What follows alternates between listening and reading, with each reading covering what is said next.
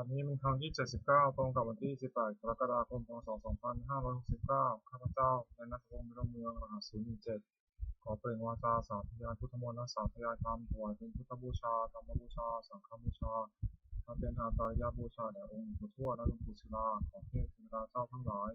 โปรดจงมาอนุโมทนาในการสวดสาธยายของข้าพเจ้านี้ ขอทุกข้าคุณพระรัตนตรัยครูบาอาจารย์และเทพเทวดาทั้งหลายโปรดจงบันดาลให้จิตของข้าพเจ้าเป็นสมาธิควรแก่การสวดสาธยายมนต์ต่อไปอะระหังสัมมาสัมพุทโธภควาพุทธังภควันตังอภิวาเทมิสวากขาโตภควตาธัมโมธัมมังนัมสสามิ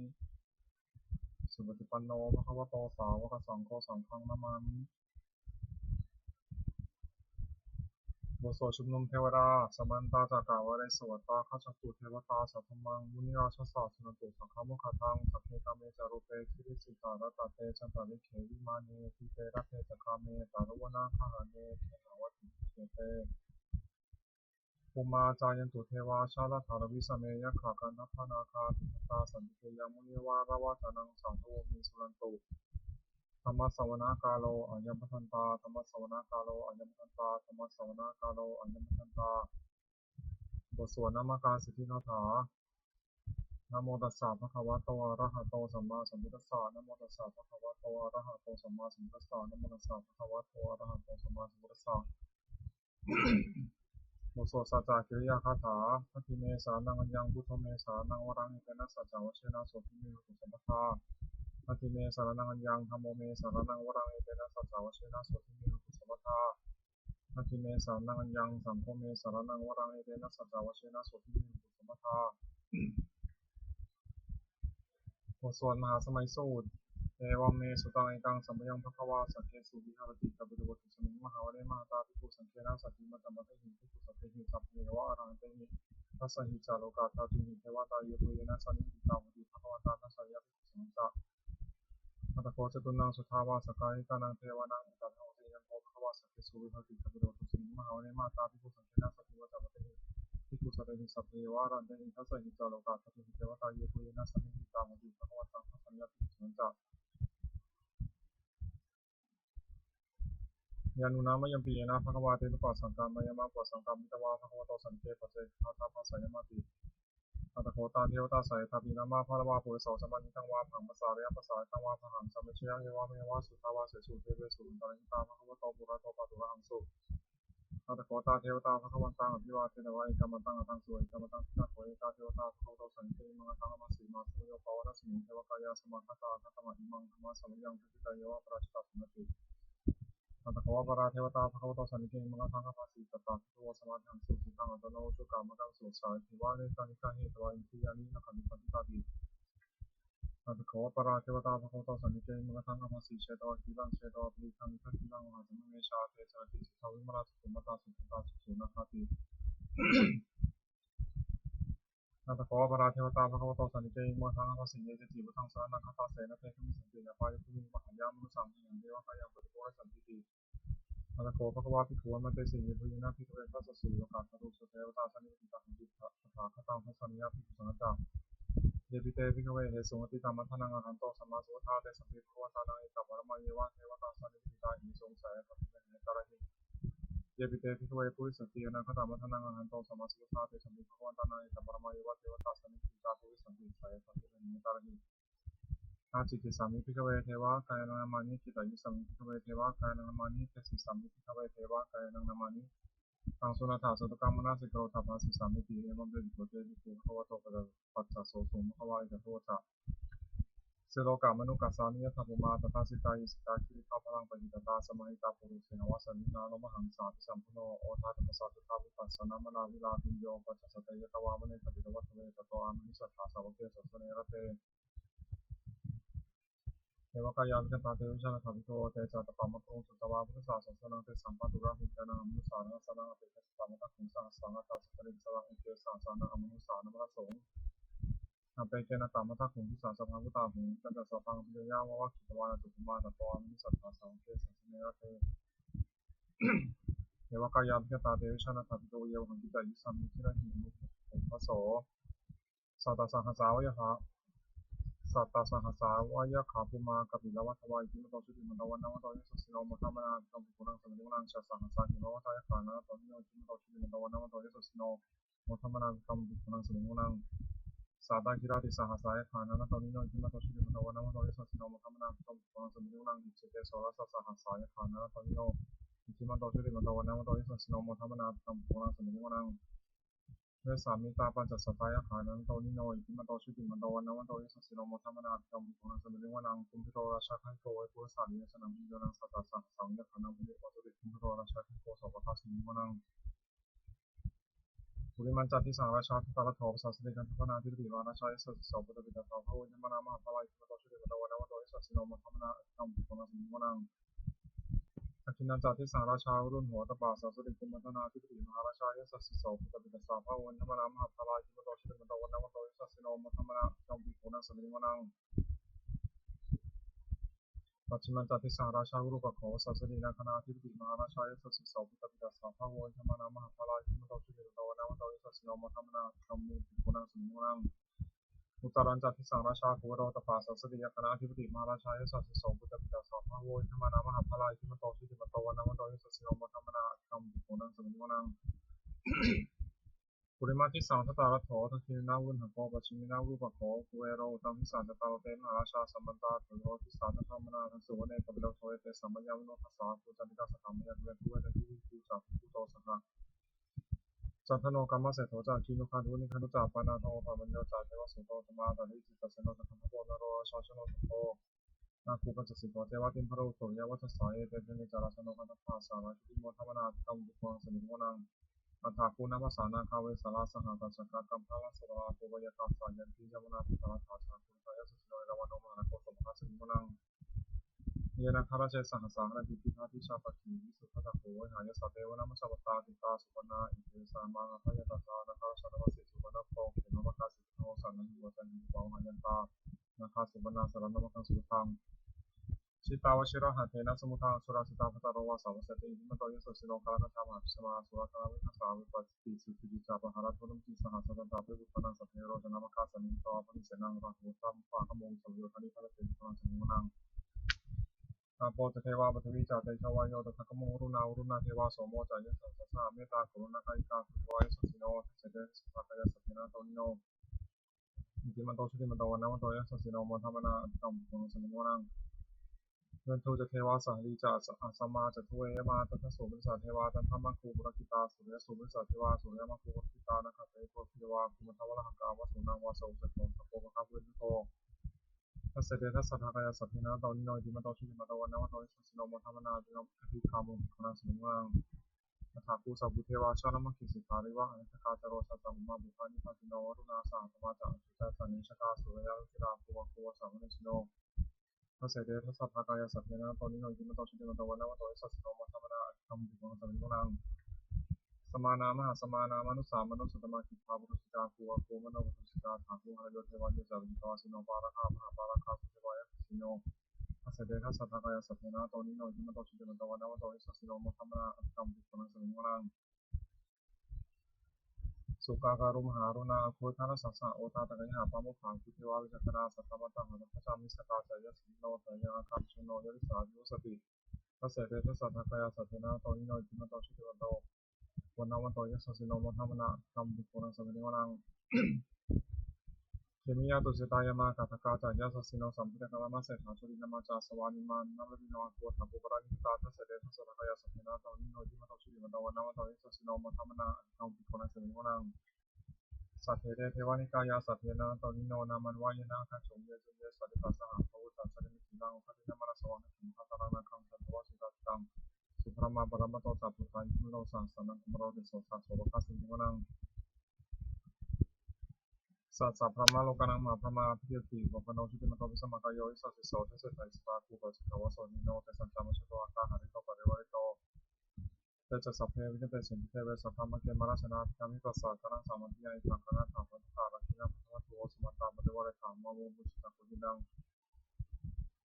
อิติตัสสะมาเสโนกันแห่งสนังเปสิยิปานินาตละมหาตัสสารังกัตวันเพระวังยะถาภูสัพพเมโคทนายันโตสมิชุโกตัสสะสมภาวติสังฆโตเสงวเสตันตัสสะพังมิยะวะวะคิตวานัตถวาตโตอัมพิสัทธาสาวเกสัสเนรเตมรสนาตตาเตชันนัตโตเตจาตปามะกรุงสุตวาพุทธสัสสะวิตาราภินิปกามุนิสังมุนิชิติสัพเพวิชิตาสังฆามาภิปิตายะสัสโนมะติสังพุทธิสังฆาเตชนะสุตติโอโสตุชาลุปทวดนะโมโพธิสัตว์คันติมิยะอิวะคะวานะโมโพธิสัตว์คันติมิยะอิวะคะวานะโมโพธิสัตว์คันติมิยะอิวะคะวานวากว่าฉบับประชาชนสมเด็จพระมหาสมณเจ้ากรมพระยาวชิรยานวโรรสธรรมวิภาคผู้กับหมวดสองทำมีอุการามาก2 อย่าง1สติความเร็วได้2สัมปชัญญะความรู้ตัวทำเป็นโลกบาลคือคุ้มครองโลก2 อย่าง1มีดีความละอายแก่ใจ2วัฏฏะความเกรงกลัวทำมันทำให้งาม2 อย่าง1ที่ความอดทน2สุรศักดิ์ความชื่นเนียมบุคคลหาได้ยาก2 อย่าง1บุพการีบุคคลผู้ทำบุพการะก่อน2กตัญญูกตเวทีบุคคลผู้รู้บุพการที่ทำแล้วตอบแทนสี่กาคือหมวด3รัตนะ3 อย่างพระพุทธ1พระธรรม1พระสงฆ์1ท่านผู้สอนให้ต่อชุมชนหรือผู้ชอบด้วยกายวาจาใจตามพระธรรมวินัยที่ท่านเรียกว่าพระพุทธศาสนาชื่อพระพุทธเจ้า2พระธรรมวินัยที่1คำสั่งสอนของท่านชื่อพระธรรม3มวลชนที่ฟังคำสอนของท่านและปฏิบัติชอบตามปฏิบัติชอบตามพระธรรมวินัยชื่อพระสงฆ์ผลของรัตนะ3 อย่างพระพุทธเจ้ารู้ดีรู้ชอบด้วยพระองค์เองก่อนแล้วสอนผู้อื่นให้รู้ตามด้วยพระธรรมย่อมรักษาผู้ปฏิบัติไม่ให้ตกไปในที่ชั่วพระสงฆ์ปฏิบัติชอบตามคำสอนของพระพุทธเจ้าและสอนผู้อื่นให้กระทำตามด้วยอาการที่พระพุทธเจ้าทรงสั่งสอน3 อย่าง1ทรงสั่งสอนเพื่อจะให้ผู้ฟังรู้ยิ่งเห็นจริงในธรรมที่ควรรู้ควรเห็น2ทรงสั่งสอนให้เห็นผู้ฟังอาจตรงตามเห็นจริงได้3ทรงสั่งสอนเป็นอัศจรรย์คือผู้ปฏิบัติตามย่อมได้ประโยชน์โดยสมควรแก่ความปฏิบัติโอวาทของพระพุทธเจ้า3 อย่าง1เว้นจากวจี1เว้นจากทุจริตคือประพฤติชั่วด้วยกายวาจาใจ2ประกอบสุจริตคือรู้ชอบด้วยกายวาจาใจ3ทำใจของตนที่หมดจดจากเครื่องสมองใจวิโรจน์เป็นต้นทุจริต3 อย่าง1ประพฤติชั่วด้วยกายและกายทุจริต2ประพฤติชั่วด้วยวาจาและวจีทุจริต3ประพฤติชั่วด้วยใจและมโนทุจริต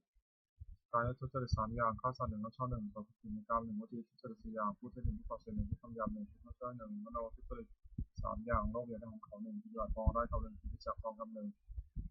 ทุจริต3 อย่างนี้ไม่เกี่ยวไม่ควรทำควรจะละเสียสุจริต3 อย่าง1ประพฤติชอบด้วยกายและกายสุจริต2ประพฤติชอบด้วยวาจาและวจีสุจริต3ประพฤติชอบด้วยใจและมโนสุจริต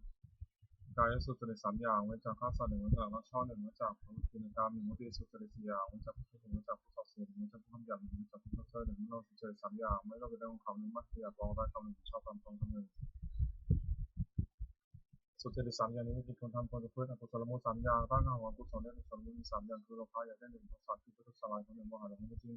1เมื่ออกุศลมูลเหล่านี้โลภะโทสะโมหะก็ดีมีอยู่แล้วอกุศลอื่นที่เกิดขึ้นก็เกิดขึ้นที่เกิดแล้วจนมากขึ้นเห็นเป็นตัวเสียกุศลมูล3 อย่างร่างกายของกุศลและกุศลมูลมี3 อย่างคืออโลภะไม่อยากได้1อโทสะไม่คิดประทุษร้ายของ1อโมหะไม่หลง1ถ้ากุศลมูลเหล่านี้อโลภะโทสะโมหะก็ดีมีอยู่แล้วกุศลอื่นที่เกิดขึ้นก็เกิดขึ้นที่เกิดแล้วก็จะมากขึ้นเห็นเป็นคนที่เกิดในสันดานสัพพุริสสัมยัญข้อที่สัตว์บุรุษทั้งไว้3 อย่างมีการสละสิ่งของตนผู้เป็นประโยชน์แก่ผู้อื่น2ปปชฌาถือบวชเป็นวัยไม่จากบุญเรืองการการ3มาตราที่ถูกประทานปฏิบัติมานาจากคนที่สุดอปานากาปฏิปทาคือปฏิบัติไม่ผิด3 อย่าง1ที่สังวรสมมติ4คือตาหูจมูกลิ้นใจไม่มีดีได้ในเวลาเห็นรูปฟังเสียงถึงรสถูกต้องบรรทารู้ทำรมด้วยใจ3โภชเนมัตตญิตารู้จักประมาณในการกินอาหารโดยพอสมควรไม่มากไม่น้อย3ชาติยานิโรธประกอบความเพียรเพื่อจะชำระใจให้หมดจดไม่เห็นจะนอนมากนักบุญกิริยาวัตถุ3 อย่างสิ่งเป็นที่ตั้งแห่งการมาเป็นบุญด้วยบุญกิริยาวัตถุด้วยย่อม3 อย่าง1พันไมยุสเวกาประดับพา2เสียไมยุสเวกาสัตสี3ภาวนาไมยุสเวกาเดินภาวนา3ลักษณะ3 อย่างลักษณะที่เสมอกันแก่สังขารทั้งปวงเรียก3ลักษณะไตรลักษณ์ก็เรียกแก่3 อย่าง1ไม่ใช่นิจตาความขำเรียก2ทุกตาความทุกข์3อนัตตาความขำไม่ใช่ตนจตุกาขมวด4วุฒิคือทำเป็นเครื่องเจริญ4 อย่าง1สัพพุทธังเสวะครบท่านผู้ชอบด้วยการวาจาที่เรียกว่าสัตตุโส2สัตตมสวนาฟังคำสอนของท่านโดยเคารพ3โยนิโสมนสิการติดต่อให้รู้จักสิ่งดีหรือชั่วโดยว่าที่ชอบ3 4ธรรมานุธรรมะปฏิปติพุทธธรรมสมควรแก่ธรรมซึ่งได้กรองเห็นแล้ว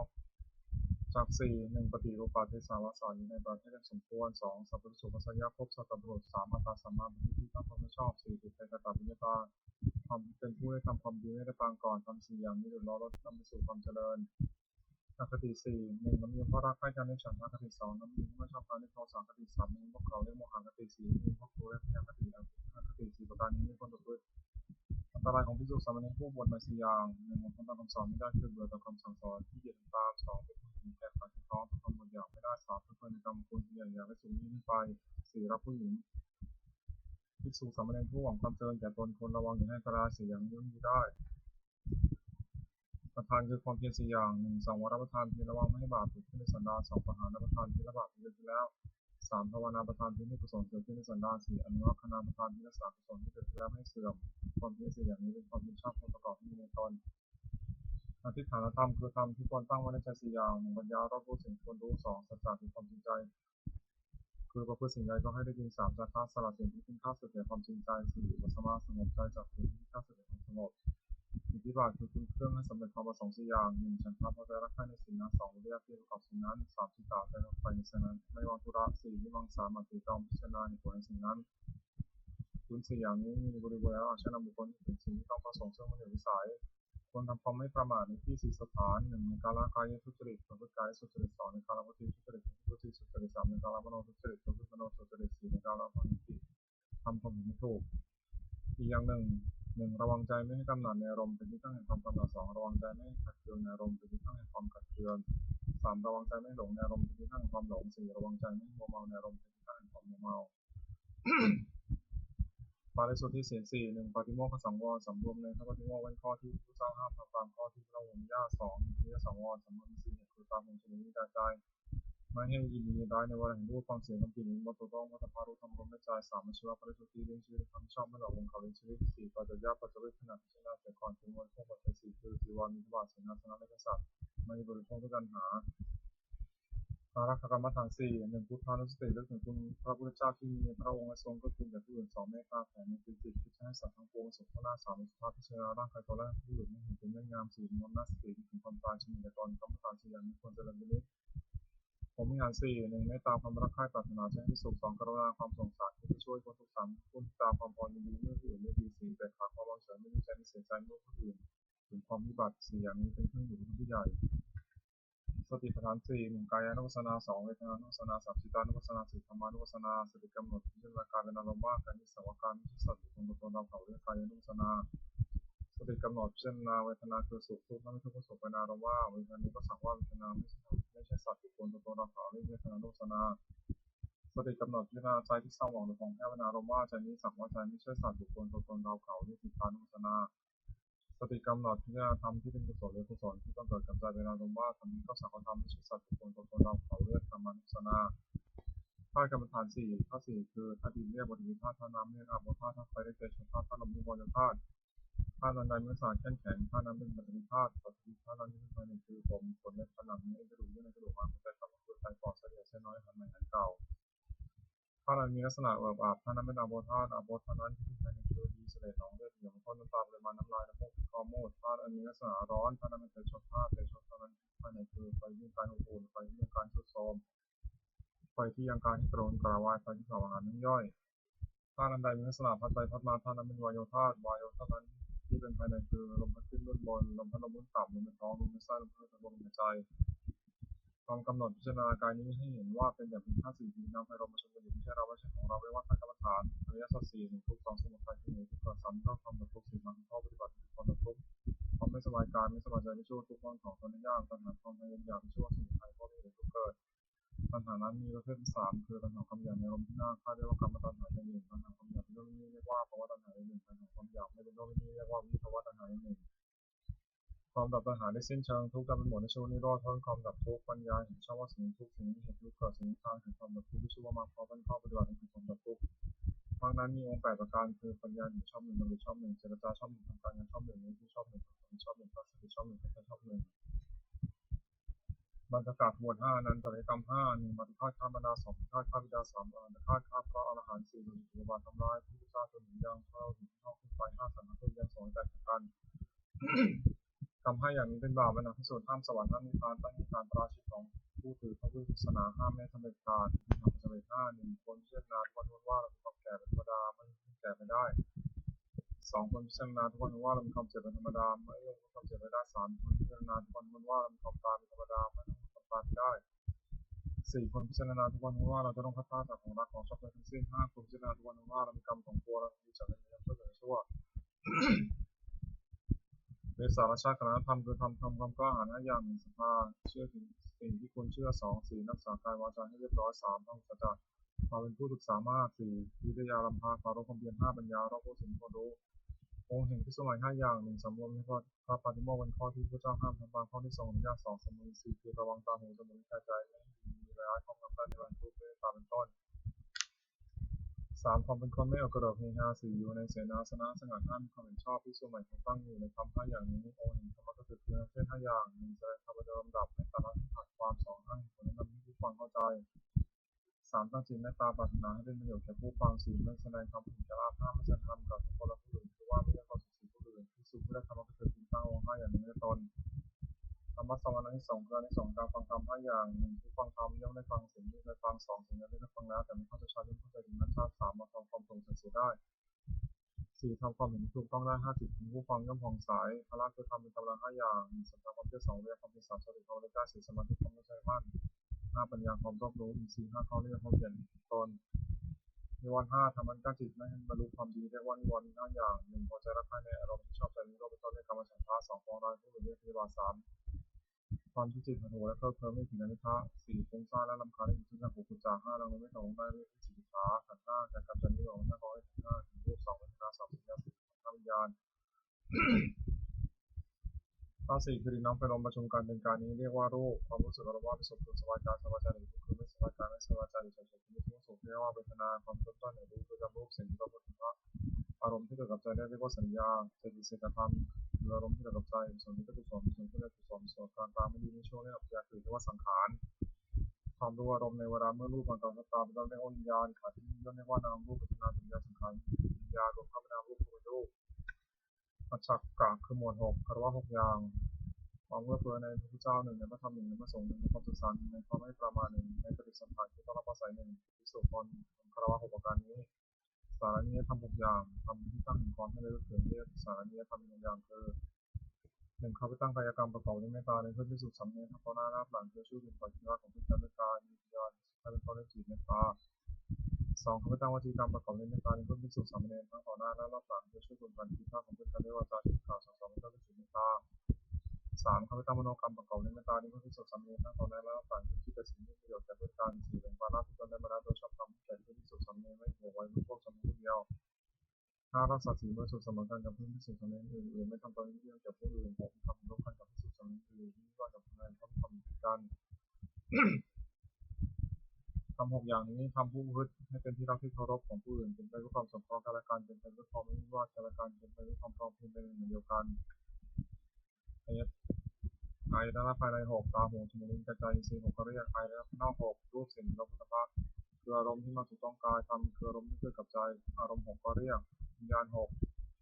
อาศัยรูปกระทบตาเกิดความรู้ก็เรียกจักรวิญญาณอาศัยเสียงกระทบหูเกิดความรู้ก็เรียกโสตวิญญาณอาศัยกลิ่นกระทบจมูกเกิดความรู้ก็เรียกคานวิญญาณอาศัยรสกระทบลิ้นเกิดความรู้ก็เรียกชิวหาวิญญาณอาศัยผลิตภัณฑ์กระทบกายเกิดความรู้ก็เรียกกายวิญญาณอาศัยธรรมเกิดกับใจเกิดความรู้ก็เรียกมโนวิญญาณสัพพะอายตนะภายในมีตาเป็นต้นอายตนะภายนอกไม่รู้เป็นต้นวิญญาณที่สุดวิญญาณเป็นต้นกระทบกันในสัมผัสมีชื่อตามอายตนะภายในเป็น6คือจักขุสัมผัสโสตสัมผัสคานสัมผัสชิวสัมผัสกายสัมผัสมโนสัมผัสเวทนา6สัมผัสนั้นเป็นปัจจัยให้เกิดเวทนาเป็นทุกข์บ้า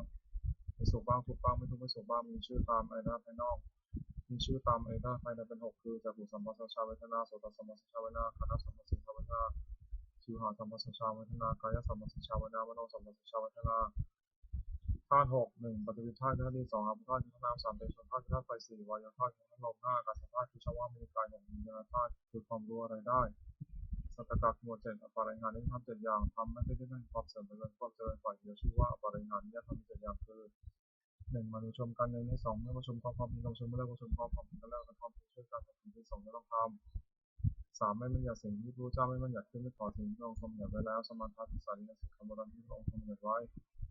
4ภิกษุเราใดเป็นผู้ใหญ่เป็นประธานใน2เขาก็ไม่ถือภิกษุเรานั้นแค่ฟังและทำของท่าน5ไม่รู้นั่นคือความอยากเกิดขึ้นของดีในสถานป่าเสร็จทั้งถือว่าผู้ที่สำเนียงซึ่งไม่ใช่มีสิ่งซึ่งยังไม่มีส่วนว่าขอมาที่เวลาของภิกษุทำ7อย่างนี้ต้องมีในผู้ใดผู้นั้นไม่มีความเสริมเลยมีแต่ความเจริญฝ่ายเดียวอริยทรัพย์7ทรัพย์คือคุณความดีที่มีสัญญาอย่างประเสริฐอริยทรัพย์7อย่างคือ1ศรัทธาเชื่อถึงสิ่งที่ควรเชื่อ2 4รักษากายวาจาให้เรียบร้อย3มีความไม่ประมาททุจริต 4โอตบะสรุปตัวตบะหน้าทำสัจจะความเป็นคนที่ได้เนื้อความมากคือทำทรงทำให้รู้ศิลปะวิทยามากของจากข้าวสลับให้การสิ่งของคนคนคนทุกคนให้บ้านเกิดปัญญารับรู้สิ่งที่เกี่ยวและได้ประโยชน์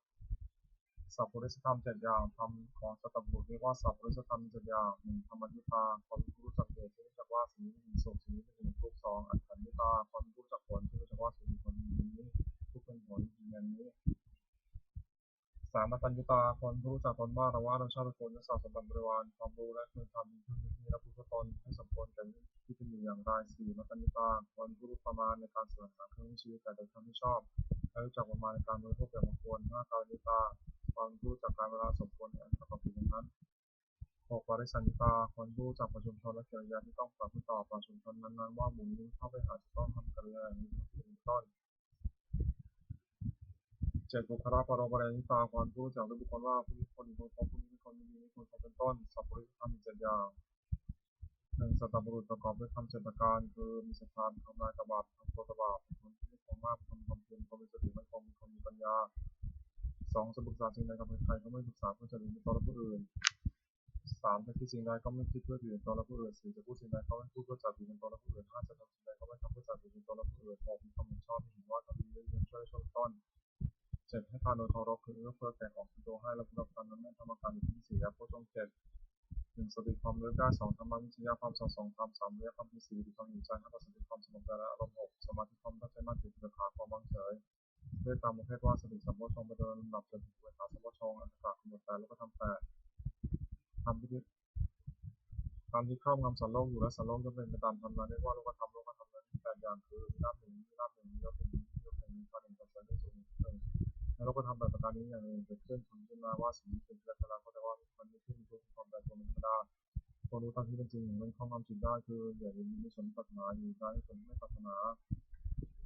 ลักษณะตัดสินธรรมวินัย8ประการทำโดยเป็นไปด้วยความกำหนัดย้อมใจ1เป็นไปด้วยความประกอบทุก1เป็นไปด้วยความสลัดเป็นไปด้วยความสะสมของกิเลส1เป็นไปด้วยความอยากใหญ่1เป็นไปด้วยความไม่สันโดษมีด้วยของมีอยู่คืนนี้และอย่างนั้น1เป็นไปด้วยความฟรีด้วยหมู่คณะ1เป็นไปด้วยความติดค้า1เป็นไปด้วยความยุ่งยาก1ทำลงที่คุณรู้ว่าไม่ใช่ทำให้คุณไม่ใช่คำของพระศาสดา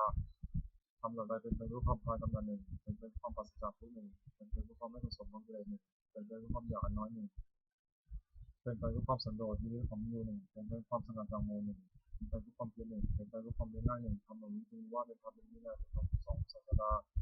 ทั้งปีองค์8 1สัมมาทิฏฐิเป็นอย่างชอบคือ1ในเรื่องสัตย์2สัมมาสังกัปเป็นชอบคือดำริออกจากกรรม1ดำริในนั้นไม่ปฏิบัติ1ดำริในนั้นไม่อยู่เป็น1 3สัมมาวาจาเจริญชอบคือเป็นจากวิธีที่เกิด4สัมมากรรมตาสำคัญยังชอบคือเป็นจากการที่เกิด3 5สัมมาชีวะเรื่องที่ชอบคือเว้นจากความเป็นชีวิตโดยความที่ผิด6สัมมาวิญญาณที่ชอบคือเพียรในที่4สถาน7สัมมาสติเรื่องชอบคือระลึกในสติปัฏฐานทั้ง4 8สัมมาสมาธิทั้งใจชอบคือเจริญฌานทั้ง4ในองค์มรรคทั้ง8นั้นเห็นชอบดำริชอบส่วนเข้าในปัญญาสิกขาวาจาชอบการงานชอบเป็นชีพชอบส่วนเข้าในศีลสิกขาเพียรชอบเรื่องชอบตั้งใจชอบส่วนเข้าในจิตสิกขานอกจากหมวดการมาละคือมนทิ9อย่างโกรธ1บุญคุณท่าน1เมสยา1ปัญญ1มายา1มรรค1ทุกคนมีความปรารถนาละโมบ1สกาขโมสิอกุศลกรรมบสิจะเป็นแก่กรรมคือทำให้กาย3อย่างปานาติบาตเป็นชีวิตสัตว์กับพวกคือฆ่าสัตว์2อันเทนาทานเราสิ่งของที่จะขโมยให้ด้วยการขโมย3กามเมสุวิชฌาจารประพฤติในกามจะเป็นวจีกรรมคือทำด้วยวาจา4อย่าง4มุสาวาทพูดเท็จ5ปิสุนาวาจาพูดส่อเสียด6มุสาวาจาพูดเท็จ7สัพพะปราปัตพูดเจ้อสัจเจโนกรรมคือทำด้วยใจ3อย่าง8อภิชาโลกได้ของเขา9พยาบาทได้เขา10พิชาที่ผิดพิจารกองทำกรรม4อย่างนี้เป็นบาปที่ดำเนินกุศลกรรมบุญเสร็จจะเป็นในคำ3อย่าง1ปานาติปาตาบุรมีจากทำชีวิตสัตว์2โลก2อันที่อาธนาบุรมีจากยาสิ่งของที่เจ้าของไม่ได้ให้ด้วยการขโมย3กามเมสุมิจฉาจาราบุรมีจากคนที่ผิดกรรมจะเป็นวจีกรรมคือทำด้วยวาจา4อย่าง4มุสาวาทาวรมณีเป็นจากพุทธเทศ5ปิสุนัยยาวาจายาวรมณีเป็นจากพุทธเสีย6พระรสยาวาจายาวรมณีเป็นจากพุทธหยาบ7สัพพะปราปาวรมณีเป็นจากพุทธเจ้าจะเป็นมโนกรรมคือทำด้วยใจ3อย่าง8และนัพิชาไม่โลภอยู่ได้ของเขา9อภัยบาตไม่ปฏิบัติต่อร้ายเขา10สัมมาทิฏฐิชอบตามกองกรรม4อย่างนี้เป็นทำบุญคนดำเนินบุญกิริยาทุก10อย่าง1อนามัยมือเสริมกรรมบริจาคทาน2ศีลไมยมือเสริมรักษาศีล3ภาวนาไมยมือเสริมการเจริญภาวนา4ปฏิญาณไมยมือเสริมการประพฤติความตนแก่ผู้ใหญ่ 5. วายาวัจจะไมบุญสำเร็จด้วยการช่วยคนฝ่ายมีกิจที่ชอบ 6. ปฏิภาณาไมบุญสำเร็จด้วยการให้ส่วนบุญ 7. ปตานุโมทนาไมบุญสำเร็จด้วยการอนุโมทนาส่วนบุญ 8. ธรรมสวนาบุญสำเร็จด้วยการฟังธรรม 9. ธรรมเทศนาไมบุญสำเร็จด้วยการแสดงธรรม 10. กิจทุกกรรมการทำความตรงทำที่บรรพชิตคนพิจารณามีเงิน10 อย่าง 1. บรรพชิตคนพิจารณามีเงินว่าวันนี้เราไม่ได้ตัดสังขารแล้วการกิริยาใดๆของสมณะเราต้องทำการกิริยานั้น 2. บรรพชิตคนพิจารณามีเงินว่าความเป็นชีพของเราไม่รู้ผู้อื่นเราควรจะปล่อยเขาเลยง่าย 3. บรรพชิตคนพิจารณามีเงินว่าการกายวาจาอย่างเดียวที่เราจะต้องทำให้ดีเผยเผยนี้ยังมีอีกไม่ใช่เพียงเท่านี้ 4. บรรพชิตคนพิจารณามีเงินว่าตัวของเราเองหรือตัวของเราเองโดยสิ่งหรือไม่ 5. บรรพชิตคนพิจารณามีเงินว่าผู้ใครควรแล้วถือเตียงเราโดยสิ่งใดหรือไม่ 6. บรรพชิตคนพิจารณามีเงินว่าเราจะต้องพัฒนาสังคมรักของชนทั้งนั้น 7. บรรพชิตคนพิจารณามีเงินว่าเรามีกรรมเป็นของตัวเราจะมีจากได้ดีเป็นชั่วจากได้ชั่ว 8. บรรพชิตคนพิจารณามีเงินว่ามันคือล่วงไปทำไมแต่ไม่ได้ทำอะไรอยู่ 9. บรรพชิตคนพิจารณามีเงินว่าเรายินดีที่สงัดหรือไม่ 10. บรรพชิตคนพิจารณามีเงินว่ามันมีเศษของเรามีอยู่หรือไม่ที่จะให้เราเป็นผู้ไม่เก้อเขินในเวลาเพื่อนมาชิดถามในการภายหลังนาถากรณธรรมคือทำเพื่อ10 อย่าง 1. ศีลรักษากายวาจาให้เรียบร้อย 3. พระอุตจักความผู้ได้สดับตัดฟังมาก 3. กัลยาณมิตรตาความเป็นผู้มีเพื่อนดีงาม 4. สวัสดิ์ตาความพูดง่ายสอนง่าย 5. กินการมีสุขภาพความขยันเอาใจใส่ในกิจธุระของเพื่อนที่สุขสมณี 6. ธรรมกรรมตาความใคร่ในธรรมที่ชอบ 7. วิริยะเพียรเพื่อจะละความชั่วประพฤติความดี 8. สันโดษยินดีในผ้านุ่งผ้าห่มอาหารทำที่นั่งและยาตามมีกันได้ 9. สติทำการนี้ทำและคำที่พูดแล้วในนั้นได้ 10. ปัญญารอบรู้ในกองสังขารเราจะมีอย่างไรคาถาวัตถุพุทธให้คำที่ควรพูด10 อย่าง 1. อภิชาคาถาให้คำเช่นนั้นให้มีความปรารถนาน้อย 2. สัมภวิคาถาให้แนะนำให้สันโดษมีจุดปัจจัยตามมีกันได้ 3. ปวิเวกคาถาให้คำที่แนะนำให้สงัดกายสงัดใจใส่ 4. อสังสักขคาถาให้คำที่แนะนำให้รับผลด้วยหมู่ 5. วิริยะคาถาให้คำแนะนำให้ปรารบความเพียร 6. ศีลคาถาให้คำแนะนำให้ตั้งอยู่ในศีล 7. สมาธิคาถาให้คำแนะนำให้ทำใจให้สงบ 8. ปัญญาคาถาให้คำแนะนำให้เกิดปัญญา 9. วิมุตติคาถาให้คำแนะนำให้ทำใจให้พ้นจากกิเลส 10. วิมุตติญาณทัศนคาถาให้คำแนะนำให้เกิดความรู้ความเห็นความเข้าใจพ้นจากกิเลสอนุสติคืออารมณ์พลละ10 ประการ 1. พุทธานุสติด้วยคุณของพระเจ้า 2. ธรรมานุสติด้วยคุณของพระธรรม 3. สังฆานุสติด้วยคุณของพระสงฆ์ 4. ศีลานุสติด้วยคุณสิ่งของตน 5. จาคานุสติที่ทำให้ตนบริจาคแล้ว 6. เทวตานุสติด้วยคุณที่ทำให้บุคคลเป็นเทวดา 7. มรณสติที่ถึงความตายที่วันตน 8. กายคตาสติระลึกทั่วไปในกายให้เห็นว่าไม่งั้นนั่นคือโสโครก 9. อานาปานสติตั้งสติกำหนดลมหายใจเข้าออก 10. อุปสมานุสติด้วยคุณพระนิพพานซึ่งเป็นที่ระงับกิเลสและกองทุกข์ปกิณกะคือบทกิเลสองค์กิเลสคือโทษเครื่องสมองสิ่งอย่าง 1. วิชาวิสมาลภานโมไม่สม่ำเสมอความให้แรง2. ภาษาในการ3. โกรธโกรธ 4. ปนังหักโกรธไว้ 5. มคาลุคุณนั่น 6. ราศาสตร์ที่เสมอคือยักษ์ทุนท่าน 7. ทิสาริษยาคือเห็นเขาได้ดีคือดูไม่ได้ 8. มัชยะปณิ 9. มันยาคือจะได้ศึกษาพยาโอจะเป็นทางในเรื่อง 12. สารพัดคดี 13. มาแล้วถือตัวสิ่งเดียวคือน้ำมีตัว15. มาทำมุมมองสมองมาทะเลอร์โพธิปักเขียทำ2 ประการปฏิบัติ4 สมถะ4 ปฏิบัติ4 5 พระ5ผู้ทรงเกียรติน้องมีลง8ที่ปฏิบัติสุขะกรรมกิเลสคือกรรมเครื่องสมอง4 อย่าง 1. ปาณาติบาตทำชีวิตสายตกโลก 2. อธินาทานเกี่ยวกับสิ่งของที่เจ้าของไม่ได้ให้ด้วยกันหัว 3. กรรมในสุชาจารตัวที่มีกรรม 4. สวัสดิ์พุทธกรรม4 อย่างนี้น่าฝันไม่สังเสริญเลยอบายมุขคือเหตุเครื่องชิบหาย4 อย่าง 1. ความเป็นนักเลง 2. ความเป็นนักเลงสุรา 3. ความเป็นนักเลงเล่นการพนัน 4. ความพบคุณโชคนิมิตพวกสิ่งการนี้ไม่ประกอบวิสัชทำให้การทำประโยชน์คือประโยชน์ในปัจจุบัน4 อย่าง 1. ฐานะสมรรถนะความรู้ความมันในการประกอบกิจทั้งชีวิตการนิมิตในการศึกษาเรื่องกรณีในการทำธุระหน้าที่ของตนก็ดี 2. รักษาสมรรถนะถึงความไม่การรักษาทรัพย์ที่แสวงหามาได้ด้วยความหมายไม่ให้เป็นอันตรายข้อดีรักษาการเงินตัวไม่สูญเสียข้อดี 3. กัลยาณมิตรตาความมีเพื่อนเป็นคนดีไม่ทำคนชั่ว 4. สมาชีวิตตามความมีชีวิตตามสมควรแก่กำลังทรัพย์ที่หาได้ไม่ให้ฝึกเครื่องนั้นไม่ให้เป็นฝ่ายนักสัมปรายายุการหาประโยชน์คือประโยชน์แค่นั้น4 อย่าง 1. ศรัทธาสมรรถนะ 1. ศรัทธา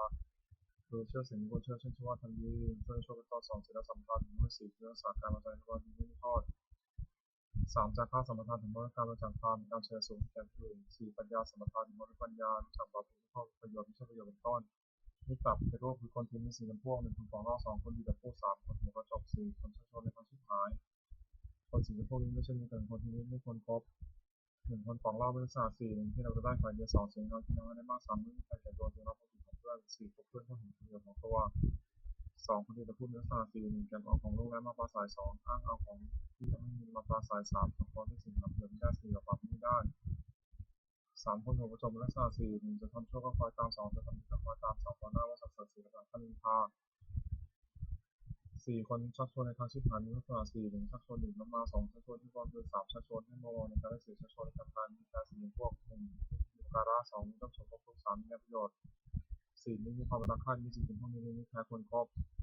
1มีอุปการะมีลักษณะ4 1ป้องกันผู้ประมาทและ2การสมบัติของเพื่อนผู้ประมาทและ3ไม่มีภัยเป็นผู้ประมาทได้4เมื่อมีธุระช่วยออกทรัพย์ให้เป็นของที่ออกฝาก2มีร่วมสุขร่วมทุกข์มีลักษณะ4 1ขยายความรับผิดของตนแก่เพื่อน2ปิดทางของเพื่อนไม่แข่งทาย3ไม่ละทิ้งมีวิบัติ4แม้ชีวิตก็สละแทนได้3มีแน่ประโยชน์มีลักษณะ4 1ถ้าไม่ทำความชั่ว2มีนับตั้งอยู่กับอีก3ให้ฟังถึงไม่ใครฟัง4ของทางสวดให้4มีความรักใคร่มีลักษณะ4 1ทุกด้วย2สุขด้วย3ต้นถึงคนอื่นที่เรียนเพื่อน4รับรองคนที่พูดสรรเสริญเพื่อนสังหาวัตถุ4อย่าง1ทานให้ปันสิ่งของตนแต่พูดถึงคนให้ปัน2ปิยวาจาเจรจาวาจาที่หวานหวาน3รัตจริยาเป็นสิ่งที่เป็นประโยชน์แก่ผู้อื่น4สมานะนัตตาความเป็นคนมีตนเสมอเป็นตัวคุณทั้ง4อย่างนี้ที่เรียกหนึ่งใจของผู้อื่นไม่ได้สุขของพระรา4อย่าง1สุขเกิดแต่ความมีทรัพย์2สุขเกิดแต่การจัดสรรบริโภค3สุขเกิดแต่ความไม่ต้องมี4สุขเกิดแต่การประกอบการงานที่ปราศจากโทษความปรารถนาของบุคคลในโลกที่สมัยได้ยาก4อย่างขอสมบัติจงเกิดมีแก่เราโดยธรรมชอบ2ขอยศเกิดมีแก่เรากับญาติผู้พ้อง3ขอเราจงรักษาอายุให้ยืนนาน4เมื่อสิ้นชีพแล้วขอเราจงเป็นเกิดในสวรรค์ทำเป็นเหตุให้สมหมายมี4อย่าง1ศรัทธาสัมปทานถึงพระศรัทธา2ศีลสัมปทานถึงพระศีล3จาคะสัมปทานถึงพร้อมด้วยประจักษ์ทาน4ปัญญาสัมปทานถึงพร้อมปัญญาตระกูลมั่งคั่งจะตั้งอยู่นานไม่ได้เพราะสถานที่ไม่สวยงามสรุปที่หายแล้ว2ไม่รู้นะสรุปที่ทำค่า3เนื่องจากประมาณในการบรรลุสมบัติ4ตั้งสติรู้4ให้เป็นเงินพ่อเรียนผู้หวังเจริญตระกูลคุณด้วยสถาน4ประการที่4และทำของพระว่า4 1สัจจะสัตย์ซื่อแก่กัน2ธรรมะรู้จักความจิตของตน3ขันติอดทน4สักขะ2ให้ประสิทธิ์ของตนเป็นคนที่เขาได้ปั้นสักกะประโยชน์เกิดแต่การถือผู้กระทำ5อย่างเสวงหาผู้กระทำได้ในทางที่ชอบแล้ว1มีตัวมารดาบิดาบุตรภรรยาปราบไพ่ไม่สุข2มีเพื่อนฝูงให้สุข3บาปอันตรายที่เกิดจากสิ่งต่างๆ4ทำที่ให้ยามคือตายยาตะพีของพ่อญาติของใครอธิพิธีต้อนแขกของความสุภาพเป็นตะพีสมบูรณ์หรือที่ผู้ตายงงวัชพีถวายเป็นหลวงมีเสียก่อนต้นต่อตามเทวดาพีสมบูรณ์ที่เทวดา5บริจาคทานในสำนักพราหมณ์ผู้ประพฤติชอบ4 5 1ปานาติปาตาวรมณีทำเว้นจากทำชีวิตสันตกร่วมไป2ทินาปานาวรมณีเว้นจากเดียวสิ่งของที่เจ้าของไม่ได้ให้ด้วยการขโมย3กาเมสุมิชฌาจาราวรมณีเว้นจากกิจกรรม4มุสาวาทาวรมณีเว้นจากพุทธะ5สุราเมรยมัชฌัปปมาสถานาวรมณีเว้นจากดื่มน้ำเมาคือสุราและเมรัยอันเป็นที่ตั้งของประมาทศีล5ประการนี้ขนาดตัว3เป็นวิชาวันวิชาคือการค้าขายชอบทำ5อย่าง1ค้าขายเครื่องกลางหา2ค้าขายด้วย3ค้าขายสัตว์เป็นสมบัติค่าเพื่อเป็นอาหาร4ค้าขายน้ำมัน5ค้าขายยาพิษการค้าขาย5อย่างนี้เป็นข้อห้ามอุบาสกให้ประกอบสมบัติของอุบาสก5ประการ1ประกอบด้วยศรัทธา2มีศีลบริสุทธิ์3ไม่ถือเป็นคนตื่นข่าวผู้เชื่อกรรมไม่เชื่อมงคล4ไม่แสวงหากินรู้นอกพุทธศาสนา5บำเพ็ญบุญแต่ในพุทธศาสนาอุบาสกคุณตั้งอยู่ในสมบัติ5ประการและเป็นจากวิบัติ5ประการซึ่งมีผลิตจากสมบัตินั้นชักกะที่6 1ปุรทินทิที่มือหน้ามานาบิดา2ปัจจุบันที่ที่ขวาอาจารย์3ปัจจุบันที่ที่ข้างหลังบุตรภรรยา4อุตตรที่ที่ข้างซ้ายมิตร5เหตุผลที่ข้างต่ำบ่า6ประเด็นมาที่ที่ข้างบนสมณพราหมณ์1ปุรทินทิที่มือหน้ามานาบิดาบุตรมือไม่สถาน5 1ถ้าได้เรื่องมาแล้วมีคำตอบ2ทำผิด5 3ดำรงสกุล4ที่ตอนที่มีคำขอรับทรัพย์มรดก5มันท่านลงมาเวลาทำบุญที่ที่ท่านมานาบิดาได้รับบำรุงชนีแล้วย่อมมันความบุตรสถาน5 1ห้ามให้ความชั่ว1ห้ามไม่ให้ทำความชั่ว2ให้ตั้งอยู่ในความดี3ให้ศึกษาศิลปวิทยา4หาวิทยาที่สมบูรณ์ให้5มอบทรัพย์ให้ในสมัย2ตัดถึงที่ที่ขวาอาจารย์10ชุมนุมด้วยสถาน5 1ด้วยขึ้นที่รับ2ด้วยขบินเขารับใช้3ด้วยเชื่อฟัง4ด้วยประธาน5ด้วยเป็นศิลปวิทยาและเคารพอาจารย์ได้รับบรมชนียาย่อมวิเคราะห์10ด้วยสถาน5 1ไม่นำดี2ให้ได้ดี3เหมาะสมสบายสิ้นเชิงไม่ดีตามทาง4ยกย่องให้ปรากฏในเพื่อนฝูง5ทำความป้องกันในที่ทั้งหลายคือจะไปที่ทั้งไหนก็เลิกยา3บัตรชิมมาที่เบื้องหลังภรรยาสามีพึงบำรุงในสถาน5 1ไม่ยกย่องถือว่าเป็นภรรยา2ด้วยไม่ดูหมิ่น3ด้วยไม่ร่วมใจ4ด้วยมอบความเป็นใหญ่ให้5ให้เพื่อนเป็นตัวภรรยาได้รับบรมชนียาย่อมวิเคราะห์สามีด้วยสถาน5 1จัดการงานดี2สมเพราะข้อมูลของผลดี3ไม่ประพฤติร่วมใจผัว4รักษาทรัพย์ที่ผัวหามาได้ไว้5ขยันไม่เกียจคร้านในกิจการทั้งปวง4อุตตรที่เบื้องซ้ายมีกรบุตรพึงบำรุงในสถาน5 1ด้วยให้การ2ด้วยเจรจาให้ทำธุระ3ด้วยประโยชน์4ด้วยความมีผู้เป็น ด้วยความเป็นผู้มีตนเสมอห้านี้ไม่แกล้งกล่าวให้ข้าจากความเป็นจริงนี้เป็นรับรู้ชีวิตแล้วย่อมประกอบด้วยบุตรสถานห้าหนึ่งรักษามีผู้ประมาทแล้วสองรักษาทรัพย์ของมีผู้ประมาทแล้วสามไม่มีใครเอาเป็นที่พึ่งมาได้สี่ไม่ละทิ้งวิบัติห้านับตลอดถึงหมกมิตรห้าเหตุเป็นที่ยื่นต่ำบ่าวนายรวมด้วยสถานห้าหนึ่งด้วยจัดการงานให้ทำตามสมควรกำลังสองด้วยให้อาหารและรางวัลสามได้รักษาพยาบาลในเวลาเจ็บไข้สี่ได้แจกของมีตั้งแต่ประหลาดที่กินห้าได้ปล่อยในสมัยบ่าวได้รับรู้ชีวิตแล้วย่อมมาเคาะนายด้วยสถานห้าหนึ่งขึ้นทำการเงินก่อนนายสองด้วยการงานจากนายสามหรือเราเป็นของที่นายให้สี่ทำการงานให้ดีขึ้นห้าลำพึงของนายประสาทเสริมที่นั้นหกอุปนิสัยที่มวลสำนักธรรมโดยบุตรคุณมรุษสถานห้าหนึ่งด้วยกรรมจะทำอะไรประกอบด้วยตาสองด้วยวิธีกรรมพูดอะไรประกอบด้วยตาสามด้วยมโนกรรมพูดอะไรประกอบด้วยตาสี่ด้วยความเป็นผู้ไม่ผิดประตูคือไม่ได้ห้ามบ้านเรือนห้าไม่ให้อนุสถานสำนักธรรมได้รับประมงชนีแล้วย่อมประกอบระบุด้วยสถานหกหนึ่งห้ามไม่การทำความเชื่อสองให้ได้เงินทำเลสามอนุเคราะห์ที่น้ำใจงามสี่ไม่ได้ฟังเสียงไม่เคยฟังห้าทำเสียงแค่ฟังแล้วจำหกทางสอนให้ อบายมุขคือเหตุที่ชิบหายหกหนึ่งเงินมาสองที่ก็คือสามที่ดูกเล่นสิ่งเล่นการพนันห้าครบคุณช่วยมีหกสิบทางทำการงานหนึ่งดื่มน้ำมันวิตามินหกหนึ่งเสียเศร้าสองของการทะเลาะสามเกิดโรคสี่ต้องเป็นห้าไม่ชิบหายหกต่อการปัญญาสองที่ต้องคือวิตามินหกหนึ่งชื่อว่ามัสโตสองชื่อว่ามัสาลุมีสามชื่อว่ามัสาสมบัติสี่นี่แหละของทั้งหลายห้ามันเกิดความหกเดิมท่องหลักมากสามที่ดูก็เล่นมีโทษตามวัตถุที่ดูหกหนึ่งลำที่ไหนที่สองกระป๋องที่ไหนที่สามดูสี่ที่ตาที่ไหนที่เสียเสียพัดที่ไหนที่ห้าเพลงที่ไหนที่หกเพลงที่ไหนที่สี่เล่นการเป็นนามีโทษหกหนึ่งเมื่อชนะย่อมต่อไปสองเมื่อแพ้ย่อมเสียและทรัพย์ที่เสียไปสามทรัพย์ย่อมชิบหายสี่ไม่มีชื่อถึงและคำห้าเป็นที่มีประมาณของเพื่อนหกที่ได้ประสบแต่งงานด้วยห้าคบคนชั่วเป็นนี้โทษตามบุคคลที่คบหกหนึ่งนำที่เป็นนักเรียนการพนันสองนำเพื่อนและข้อชู้สามนำที่เป็นนักเรียนล่าสี่คนลงเขาด้วยของปลอมห้านำที่คนลงเขาซึ่งหน้าหกนำที่คนหัวไม้หกสิบพันทำการงานที่โทษหกหนึ่งมาให้ว่าหนาน้อยทำงานสองมาให้ว่าร้อนนักทำงานสามมาให้ว่าเวลาเย็นแล้วแล้วทำงานสี่มาให้ว่ายังช้าอยู่แล้วทำงานห้ามาให้ว่าหิวนักแล้วทำงานหกมาให้ว่ากระหายแล้วยังไม่ทำการงานผู้หวังความเจริญในพวกทรัพย์คุณเว้นเหตุเพื่อสุขภาพการที่เสียปฏิทานคาถายาเทวตาสันติวิหารวาสินีถึงไปทะเลพุทธิทะเลกันตาธรรมะทะเลน้ำพระตุวิชตาสดถึงโปรดิตาวิหารมันทะเลเทราจมชานวกาจะพิทวสารามิกาธนปฏิสักอุปาสกาคามาจะเทสานิคามาจิสาสัพพัญญุตาสุขิตาโพธิเตชราภูชาเยติจานะสัมวาสังเสชตาโมกปันกานิยกังธโมรังปฏิสุเตสปิยุทุกสักกรณุสังยังธาตุติรังสตังธโมธรรมตราตุบุคลาสังโฆตุสมะควะไตยะใจหิตายะจาหินะคตุสมโมธรรมิธรรมะใจโนวุติสัพพะมิยามะธรรมิยาวิปวิเตปัสสนาโหตุสัพพิปานิโนมนัสสะเสสมัทนาโภวะชโตกาเทวะโหสตุวิโหยะปัสสนาสุขังสุขิงขมิมาตาปิตาจารตชังนิจังทั้งสิกตังวังเทนะชโนชังตักขตุสัพพะเทวตาวิโยชนะคาถาทุกขปตาจิตถาพุญญปตาจิตติยาสุขปตาจิตสงฆาโหตุสัพพิยานิโนเนตาวตาจามิสัมมตังพุญญสัมมตังสัมเทวานุมตุสัพพะสัมปติสิทธิยาธนังตุสัพพิยาเสรังนะตุสัพพะภาวนาพุทธตังโหตุข้าสันตุเทวตาคาถาสุมงคลคาถาหุตุสัพพังสุมังคลังรักขันตุสัพเพตาสัพพะนุภาเวนะโสติตุเนตรังหุตุสัพพังสุมังคลังรักขันตุสัพเพตาสัพพะนุภาเวนะโสติตุเนตรังหุตุสัพพังสุมังคลังรักขันตุสัพเพตาสัพพะสังฆานุภาเวนะโสติตุเนตรังสัพพิพุทธาพระปัตตาปเจกันเจพลังอนันตาจาติชนะรักขันตุสัมโสสัพพิพุทธาพระปัตตาปเจกันเจพลังอนันตาจาติชนะรักขันตุสัมโสสัพพิพุทธาพระปัตตาปเจกันเจพลังอนันตาจาติชนะรักขันตุสัมโสสัพพิพุทธาพระปัตตาปเจกันเจพลังอนันตาจาติชนะรักขันตุสัมโสสัพพิพุทธาพระปัตตาปเจกันเจพลังอนันตาจาติชนะรักขันตุสัมโสสัพพิพุทธาพระปัตตาปเจกันเจพลังอนันตาจาติชนะรักขันตุสัมโสสัพพิพุทธาพระปัตตาปเจกันเจพลังอนันตาจาติชนะรักขันตุสัมโสสัพพิพุทธาพระปัตตาปเจกันเจพลังอนันตาจาติชนะรักขันตุสัมโสสัพพิพุทธาพระปัตตาปเจกันเจพลังอนันตาจาติชนะรักขันตุสัมโส